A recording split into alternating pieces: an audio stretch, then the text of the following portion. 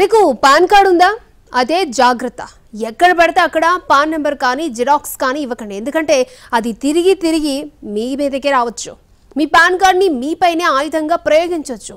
పరిస్థితులు చాలా దారుణంగా ఉన్నాయి. మీ పాన్ కార్డ్, ఆధార్ కార్డ్ నెంబర్లను గుర్తు తెలియని వ్యక్తులు దుర్వినియోగం చేస్తున్నారు.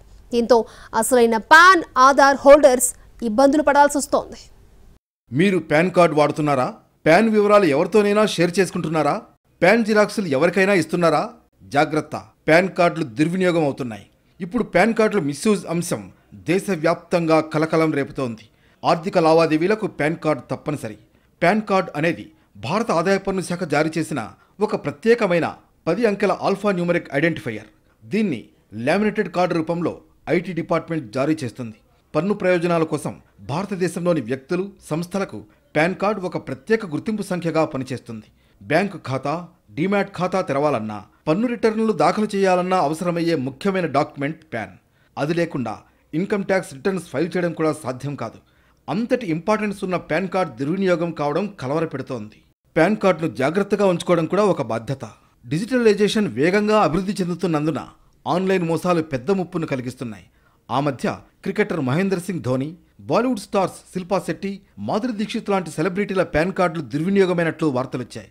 చాలా చోట్ల పాన్ కార్డు అడగడంతో ప్రజలు కూడా ఆందోళన చెందుతున్నారు. పాన్ కార్డు నెంబర్ను ఉపయోగించి సైబర్ నేరగాళ్లు అనేక మోసాలు చేస్తున్నారు. అనేక వెబ్సైట్స్కు పాన్ కార్డు సమాచారం అవసరం కాబట్టి మోసగాళ్లు నెంబర్ను పొందడం, నేరాలకు పాల్పడడం పెరుగుతోంది. చాలామంది ఈ కార్డును తమ ఐడెంటిటీ ప్రూఫ్గా కూడా ఉపయోగిస్తున్నారు. ఇలాంటి చోట్ల ఎక్కువగా పాన్ కార్డు నెంబర్లను మోసగాళ్లు చోరీ చేస్తున్నారు. భారత్లో అనేక ప్రముఖుల పాన్ నెంబర్లను ఉపయోగించి స్కామర్లు మోసాలకు పాల్పడిన సందర్భాలు ఇప్పటికే చాలానే నమోదయ్యాయి. మోసగాళ్లు, సైబర్ నేరస్తులు పాన్ కార్డు వివరాలను పొందడానికి స్కిమ్మింగ్, విషింగ్, ఫిషింగ్ లాంటి పద్ధతులను ఉపయోగిస్తున్నారు.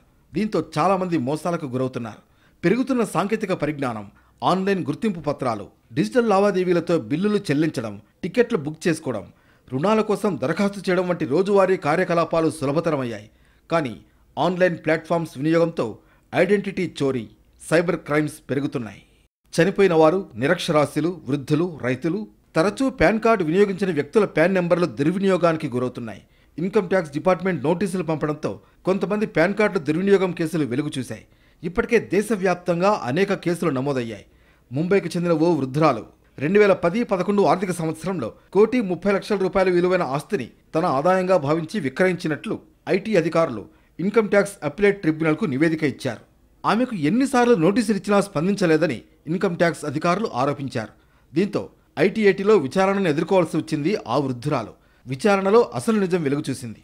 ఆ వృద్ధురాలకి ఆదాయపు పన్ను వ్యవహారాలపై కనీస అవగాహన లేదని, పైగా క్యాన్సర్ రోగి అని, అందుకే ఐటీ నోటీసులకు స్పందించలేదని ఆమె తరఫు లాయర్ ట్రిబ్యునల్ దృష్టికి తీసుకువెళ్లారు. ఆస్తి రిజిస్ట్రేషన్ సమయంలో వృద్ధురాలి పాన్ కార్డును ఎవరో దుర్వినియోగం చేశారని వాదనలు వినిపించారు. ఇదొక్కటే కాదు, దేశవ్యాప్తంగా ఈ తరహా కేసులు చాలా వెలుగు చూస్తున్నాయి. మధ్యప్రదేశ్కు చెందిన మహిళ ఉషా సోని మరణించి 10 ఏళ్లైంది. కానీ ఆమె పేరుతో ఇన్కమ్ ట్యాక్స్ డిపార్ట్మెంట్ నోటీసులు పంపింది. ఆమె మరణించిన 10 ఏళ్ల తర్వాత ₹7,50,00,000 వ్యవహారానికి సంబంధించి నోటీసులు ఇచ్చింది. రాజస్థాన్కు చెందిన ఓ చిరు వ్యాపారికైతే ఏకంగా ₹12,20,00,000 లావాదేవీలు జరిపారంటూ ఐటీ నోటీసులు ఇచ్చింది. దీంతో బాధితులు కేసులు పెట్టారు. తమకు అంతంత ఆస్తులు, ఆదాయాలు లేవని వాపోయారు. అత్యంత కీలకమైన పాన్ కార్డ్ అంతే జాగ్రత్తగా కాపాడుకోవాలి. వివరాలను అత్యంత రహస్యంగా ఉంచాలి. అయినా కొంతమందికి సరైన అవగాహన లేకపోవడంతో పాన్ వివరాలు, జిరాక్స్లను ఎవరికి పడితే వాళ్ళకి చేస్తున్నారు. ఈ నిర్లక్ష్యమే ఇబ్బందులకు గురి చేస్తోంది. ప్రభుత్వ మార్గదర్శకాలు పాటించాలని, తప్పనిసరి కాని చోట పాన్ ఇవ్వొద్దని, పబ్లిక్ డొమైన్లలో వివరాలు షేర్ చేయవద్దని హెచ్చరించింది సిబిడిటి. తమ పాన్ను ఎవరో ఉపయోగించినట్లు అనుమానం వస్తే పోలీసులకు ఫిర్యాదు చేయాలని సూచించింది. పాన్ కార్డును ఐడి ప్రూఫ్గా ఇవ్వడం ఆపేయాలి.